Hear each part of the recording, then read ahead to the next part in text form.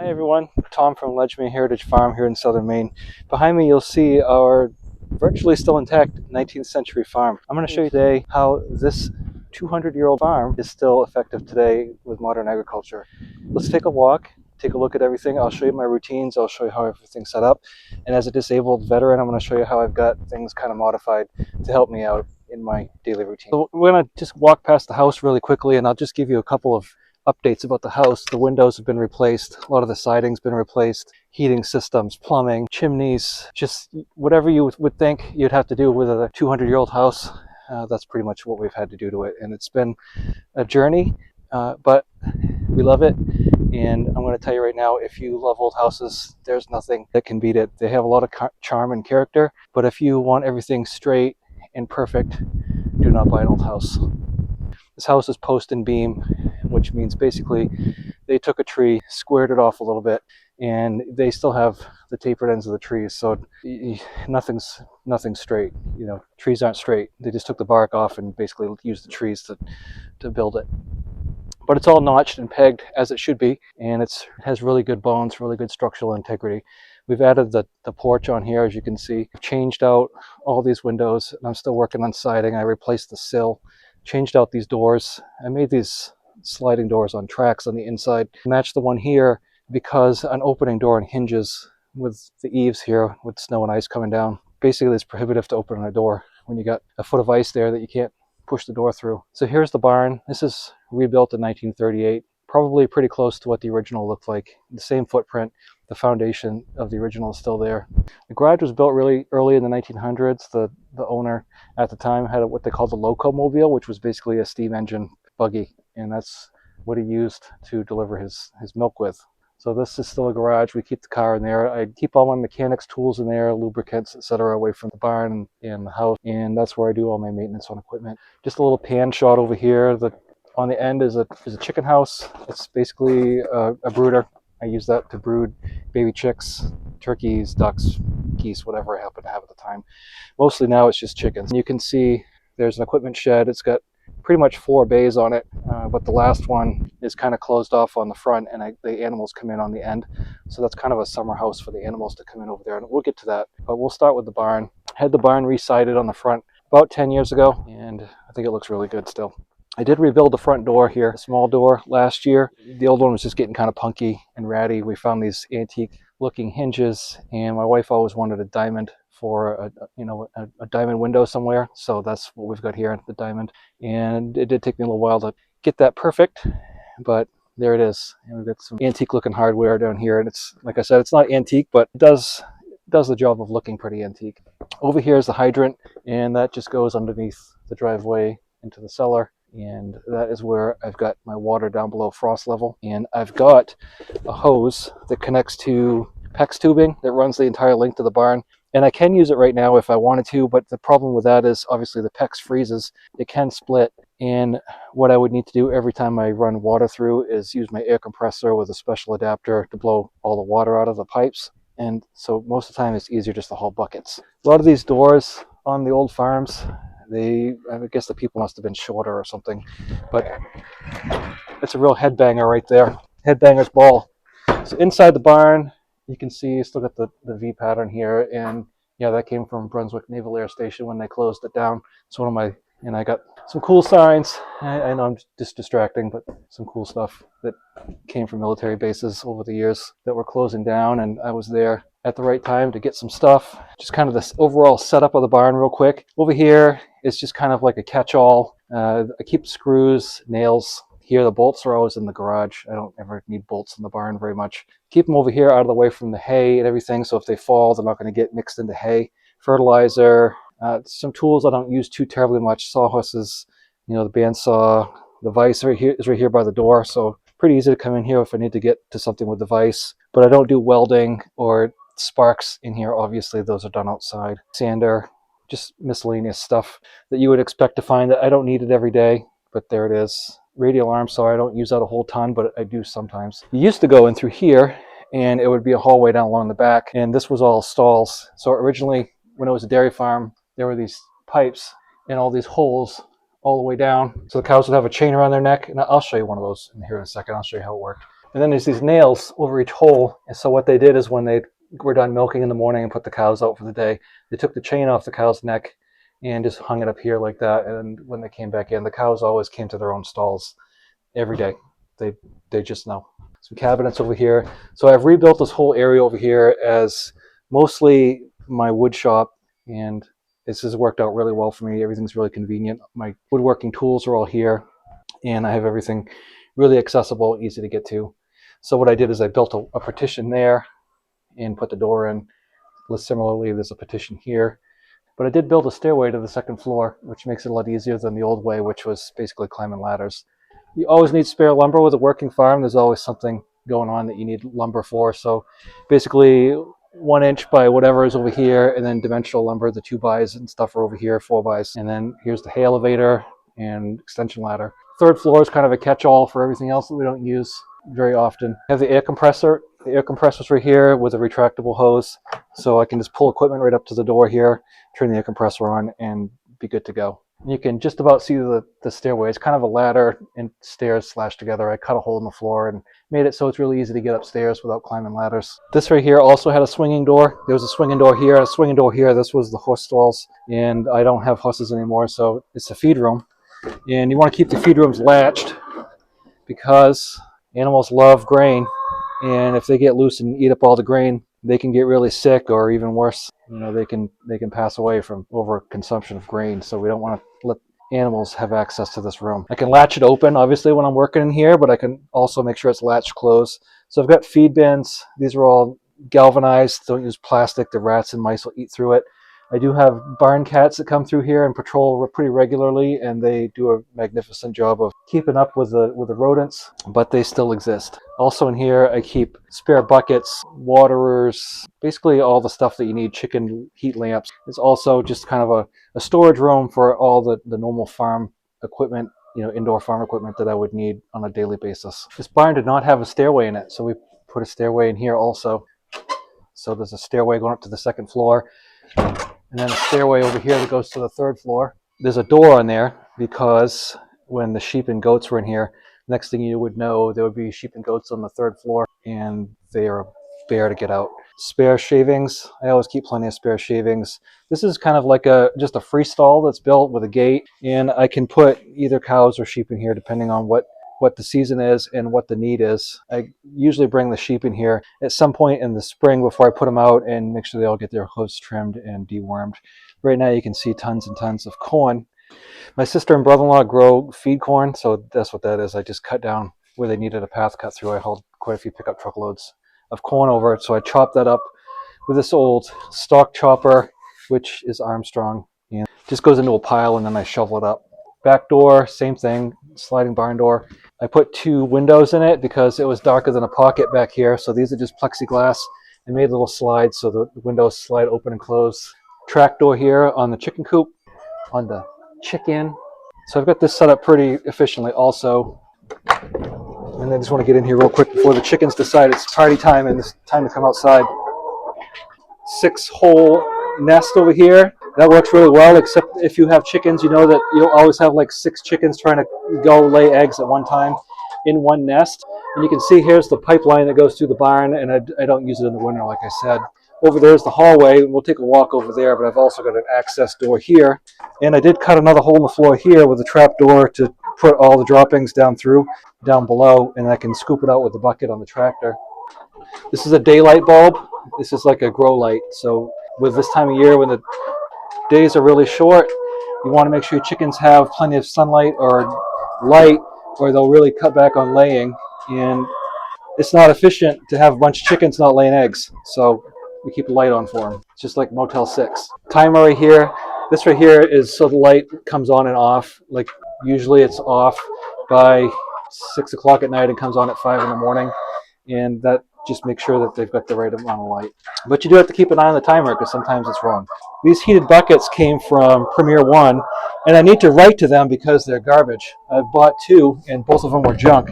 They lasted 1 season, and then they didn't last. They just stopped working. So for $100 a piece, I'm not really happy with it. You can see these fold downs right here. Well, the stalls went the whole length, so you would button these up and then drop it down, and the cows would just stick their heads over and eat right here. So this was the main feed alley. Like I said, the cows would be tied up. They just stick their heads out and eat, and that would take care of that. All the hay is stored here on the second floor, and I can put even the little round bales up with the elevator. Just keep a ladder here because sometimes when you got it that full, you still need to use a ladder to get over here if you need to. I cut a hole through right there, and I'll show you why in a second, but that is something that I added to make it more efficient as far as feeding goes. We'll take a walk out back too, but the cowbells are going to annoy you just like they always do, so we'll hold up on that car wash. The great thing about old farms is never seems to be a lack of finding old doors and hardware. So I found another old door, put this door here, I cut that out, framed it up, and then I have got another spot here. I'll take a walk in, and I store straw, and I cut another hole in the floor here, and that's the access to the basement. Otherwise you'd have to go around outside, and that's no fun when all the ice and snow comes off a steel roof down there, and the only way to get through is to climb it. So instead of using that climate change, I've got this right here, go down the ladder. But all the straw is here, and I have way more straw than I need, but better to have more than you need than none. So the cows would have a collar. The collar would hook onto this chain, so the cows would come in, and you would just either unhook or hook the collar on, depending on whether you were putting them out or bringing them in. This right here, you can see it's open right there, went around the steel pole, which went up through here, so you'd have two of these generally, or sometimes you'd have two poles for like a bull. You wanted something more strong than just one, but usually you would just take both of these chains and go around the same pole with it. That's what that looks like. And you can see my water line that I added. Just saved a lot of work in the summer. I put everything on automatic water in the summer, so I don't have to lug water. But in the winter, it's not too bad. Mostly because the number of animals I have has decreased significantly. Little round baler I got last year. I have a love-hate relationship with it. Hopefully this year will work out better. I have decided these Flexzilla hoses with the quick connects are way better than anything else that's available that I've found so far. Walking down through here, you can take a look out these windows. These windows, I've rebuilt all the casings, so these windows slide into the wall. Basically a space saver. And then here is the hallway that was always here. So this would be like the main alley in back of the cows. So you'd have the cows all tied up here, and then this alley would be where you walked in behind them to run a wheelbarrow with manure and everything else. These gates were added. I did have sheep the whole length of this barn at one time. Had lambing pens, but it's really not efficient to have animals up here. For one thing, it's really a long ways to go from there all the way out through there with manure. Second thing is these floors rotted out. So as you can see over here, I rebuilt the floors, and I don't want to replace them again. I'm sure they would last a long time regardless. But the point being, all this urine on these floors over a period of time caused a lot of damage, and it's just not efficient to have animals on wood floors. So you can see the back part of the chicken coop here. These right here are just extra gates I keep around, and I'll show you why here in a second. And this right here goes out into the back room.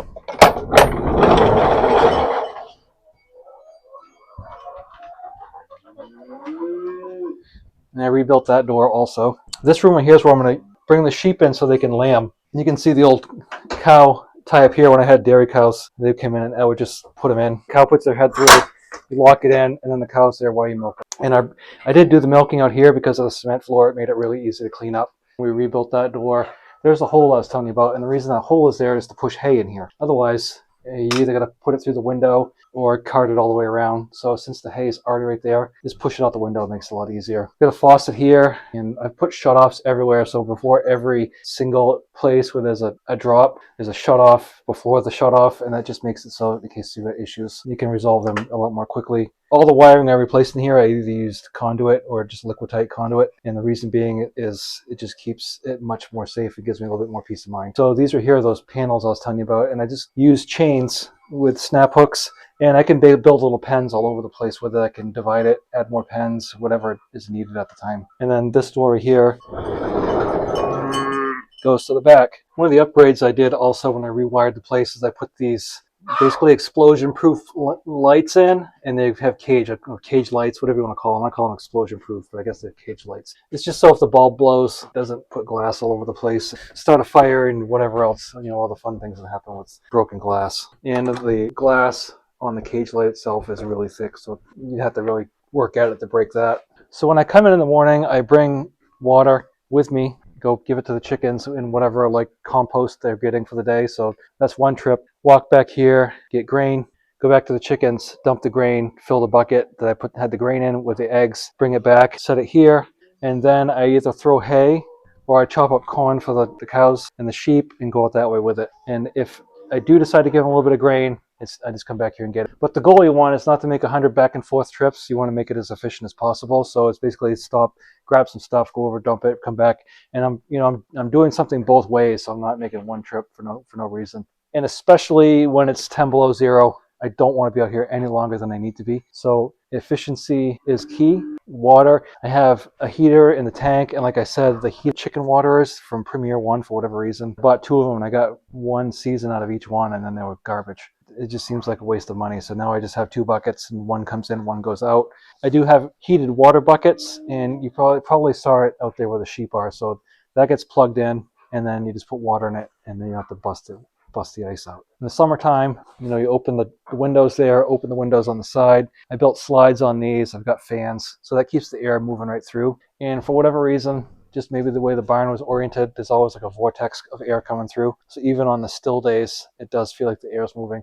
So in here I keep all the plumbing and electrical supplies and some garden stuff. Basically, I just want to, when I need something, I need to know where it is. So I know plumbing, electrical's here, mechanic stuff's there, woodworking is in here. Really simplified it, and I know not everybody has the luxury I do of having all these buildings to put stuff in, but if I do have it, I'm going to use it as efficiently as possible and not just have stuff mumbo jumbo all over the place. So I ran underground conduit all the way over here, and it comes in right there, and it runs the lights. And I don't really run anything out here besides lights. That's it. Plug in the chargers for the tractors, but nothing high amperage or current draw, because it's a long ways from here to that sub panel in the woodshed. I did run a sub panel, so I ran a 100 amp cable from the main breaker on the other end of the house up to here with the sub panel, so that seemed to resolve some issues. So I finally figured out how to park all the tractors in here the ways that they need to be parked. So this one goes here, that one goes there, and then this one goes here, and it just works out. On the end here is, I got the gator tucked in here for the winter, but you can see you enter from the side or you enter from the end, and the animals use that as a summer home. This pasture here is usually pretty dormant. During the summer, I let it come back. What happens is it turns into a mess first thing in the spring, because the animals are basically confined to right here around the back of the garden, down in the pet cemetery, and there's a stone wall right there with those 2 trees on the end, goes down, and so they have probably half an acre or so. I have the gate situated, so it's really easy to move them across from here to here. This is the old pump house, so it had a hit and miss engine that used to run the water pump. And down below that is the sugar house, which I mostly use now for fence supplies and for pressing apple cider. I've got the cider press in there.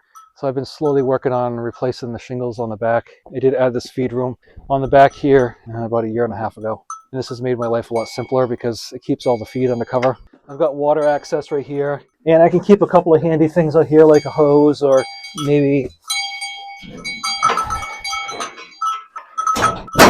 most of these keep hoses, a couple of adapters. I've got a light out here that I've got on an extension cord for the wintertime. Round bale spear is right there. I don't use it very much anymore, but I can come in the back with a round bale and set it right up on the 2nd floor. And I know the cowbells are annoying you, and I'm just going to tell you really quickly that if you've got the land that I've got, trying to find a brown or a black cow in the woods at night in the rain, impossible. So they've got bells. It tells me where they are. Really easy to find when they get out, which invariably happens. Fuel tank is here. This is a diesel tank. Most of the stuff here runs on diesel.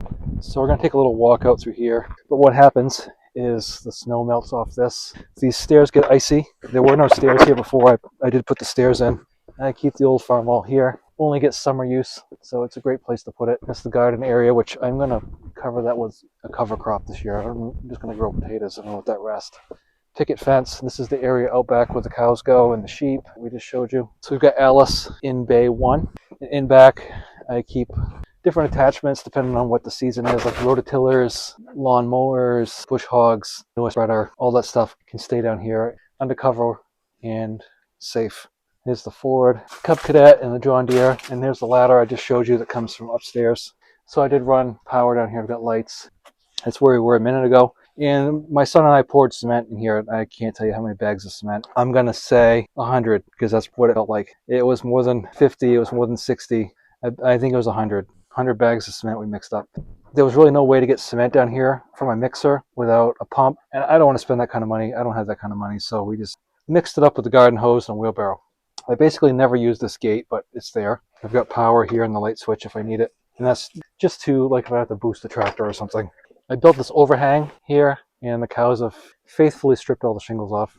And the overhang basically gives them a couple more feet of space to keep dry, but it also deflects the water and snow from the roof out a little bit. And I've actually cemented out here about 2 feet to cover that. This fence serves as two purposes. One is obviously keep the cows and sheep out of the garden when it's being used as a garden. But also, at the end of the year when the garden's done, I open the gate over there and they come in here and finish this off, and it's their last pasture of the year. And then I close them out of it.